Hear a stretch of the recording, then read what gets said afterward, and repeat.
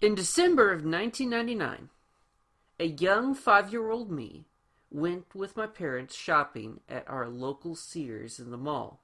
Probably to pick out some new clothes for me, or perhaps looking for something to possibly get for Christmas.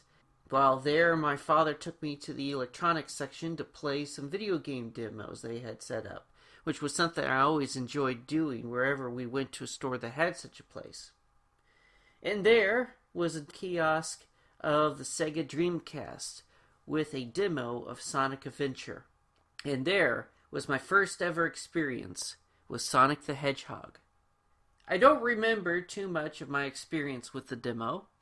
I remember the intro cinematic, the Chaos Zero boss fight, the Egg Hornet boss fight, and the Emerald Coast level, Mystic Ruins, and the Station Square hubs. But that was about it, but it left an impression on me, as I thought it was quite cool. It continued to resonate enough with me that during April 2000, when I was at a grocery store with my dad, I saw an issue on the shelf. This particular issue I knew right away was related to that game demo I played. On and off, I would read different issues at the store while my parents shopped, and when it came time to go, I would put it back on the shelf where I found it. Sometimes at a Harps or Price Cutter grocery stores, my dad would take me there to eat a donut, and we'd read some magazines or comics that were there together, including the Sonic comics whenever they were carrying them. One day, in January of 2001, my father bought my first issue of Sonic. It was issue 92. It might have been because it promised to be a Sonic Shuffle tie-in, or it's more likely to have been because the issue was called Wrath of Khan, and Wrath of Khan was my favorite Star Trek movie growing up. In either case, I read and reread the issue a lot. Even if I didn't understand it too well, I enjoyed it all the same. Later that same year, I got Sonic 98, which was the Sonic Adventure 2 tie-in. I absolutely loved the art and the setup for SA2 in this issue, and made me eager to read more. However, the distributor in our area soon after stopped carrying the comics, and so for years, Sonic 92 and Sonic 98 was all I had. And eventually, I kind of moved on, forgot about them for a while, and only occasionally would pick them up to look through them again whenever I was bored. But then, in early 2003, I rediscovered Sonic. It was the winter of 2002, and I had been given a Nintendo GameCube for Christmas. While I was quick to get Mario Sunshine and several other titles, I was eager for one that got my attention soon after was, of course, Sonic Adventure DX. Now that I was older and not at a demo kiosk, I was able to play through the game in full and had a fun time of it. Then I quickly went through its sequel, Sonic Adventure 2 Battle, which I loved, and then immediately after that, I got Sonic Mega Collection. I have many fond memories of playing that collection, and one of the favorite things I would do is check out the extra features, which included a comic cover gallery. I was so amazed by all the covers and would spend hours just going through them all and marveling at the stories that could be inside, all while listening to that sweet, sweet music. It made me want to read them. After 3 great Sonic experiences in a row, I was hooked on Sonics. But aside from the games, I had no real idea where to find the Sonic comics, or even if they were still going. By random luck, one day while at a gas station, the gas station had a small magazine rack on it, and they had an issue of Sonic the Hedgehog there.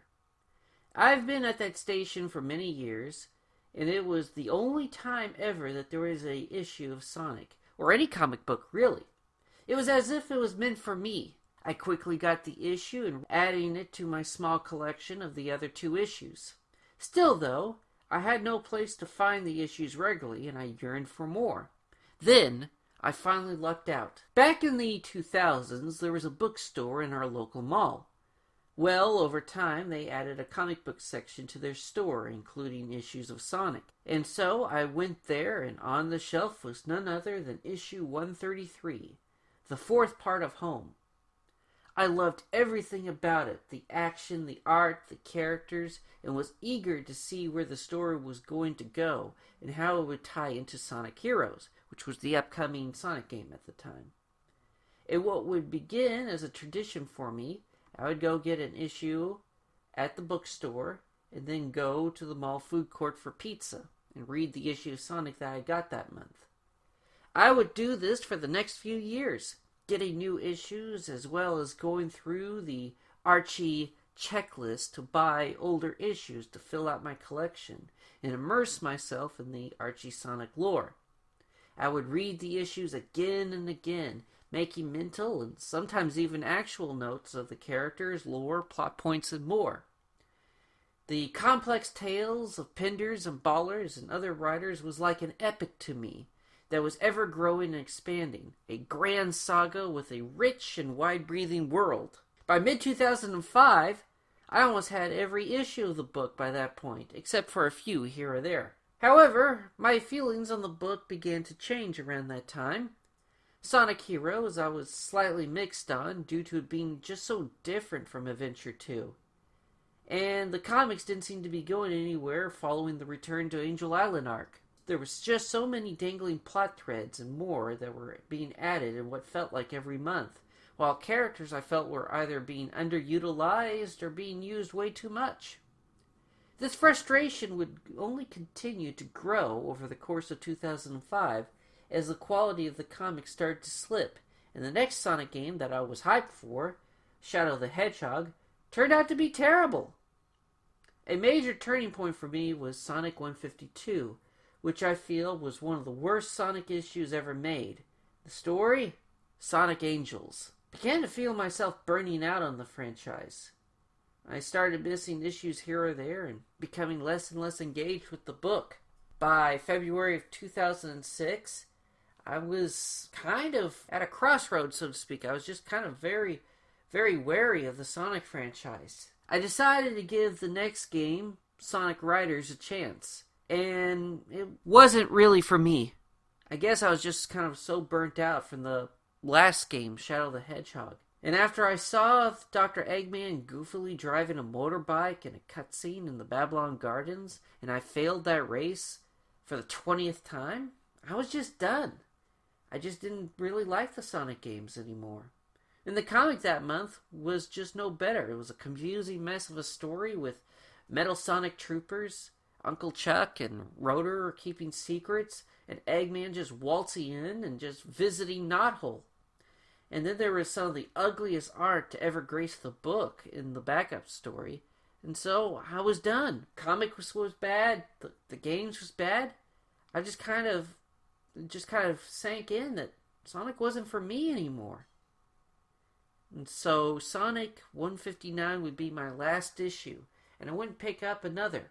It was really painful time for me. I almost kind of grieved over it. It was like a hole in the pit of my stomach. It's kind of hard to explain, but I guess when you just have like a favorite childhood franchise and see it just go down in flames, it just kind of hurts. I'm sure other people can sympathize with that, with how other franchises in recent years have kind of turned out. But for me, I experienced that back around late 05, early 06. I would sometimes still go to that bookstore, and I would see the comic books of Sonic on the shelf, and I would sigh before walking past it. Or maybe I would work up the courage to pick up the issue and thumb through it for a couple of pages, but I never read it, and I would just put it back on the shelf and move on. Eventually, this phase of grieving ended for me in early 2008, after buying a used copy of Sonic Advance 3 and really enjoying it. It was like a breath of fresh air that Sonic could actually be good and fun. And so, soon after, I picked up issues 186 and 187. 186 was really intriguing, and I really enjoyed it. But the next issue, 186, was very jokey and light compared to what happened in the previous issue. And so, I don't know, I just kind of felt mixed on it. So I didn't pick up another issue after that. But at least, thankfully, this experience was able to allow me to come to terms with Sonic. I still didn't feel that it was for me anymore, but I was able to enjoy the stuff that I did like for the most part. Eventually, I did start hearing good things about the Sonic comic book under Flynn's tenureship, and I heard about an adaptation of Tails Adventure. Given that Tails is my favorite Sonic character, I of course eventually bought those issues at my local Hastings in the early 2010s, when Hastings was getting big into comics at the time. I really enjoyed the Tails Adventures issues, and I started to think about giving the main book and the franchise in general a second chance. I really enjoyed the Tails Adventures issues, so I bought the Mobius Encyclopedia and Sonic 4 Episodes 1 and 2. Sonic 4 is not a good game, and in fact is pretty bad. But I was wanting to give the comics a try, but by the time I did get the latest issue, it was in the midst of a crossover with Mega Man. While the crossover itself was fine, it wasn't really what I was looking for. And then when I heard that Archie Sonic was being rebooted, it just kind of momentarily killed any interest I had at that moment. But it wouldn't be that way forever, as I would get into the Sonic fan work, such as Sonic Shorts, Super Mario Bros. Z, and Sonic the Comic Online. And I even discovered SatAM, which I had never seen before, and to be honest, it kind of feels like a weird AU to the Archie Sonic comics. But watching them on YouTube, I really enjoyed them, even if I didn't see every episode. Eventually, I decided to give Sonic another chance, once again, and I went to Best Buy, and I bought both Sonic Mania Plus and Sonic Forces. Both games are like night and day to each other. There's plenty of YouTube videos out there that'll explain those differences in length. But anyway, even though Forces was quite terrible, it didn't make me quit Sonic. It just made me cringe. Instead, I've been getting very nostalgic of Sonic the past few years. The comics, the games, good or bad, they hold a special place for me. And in recent years, there's been growing discussion of the Archie Sonic books. And with this anniversary, I wanted to share a bit of my memories of Sonic, the games, and the comics. I still have all the issues I collected in my childhood, all organized and stacked up in this trunk, ready to be picked up and read once again. There's some days I still boot up Sonic Mega Collection and go back to that gallery and gaze once more at all those covers. This time, not for curiosity, but for the memories I have of those issues. Memories that'll last forever.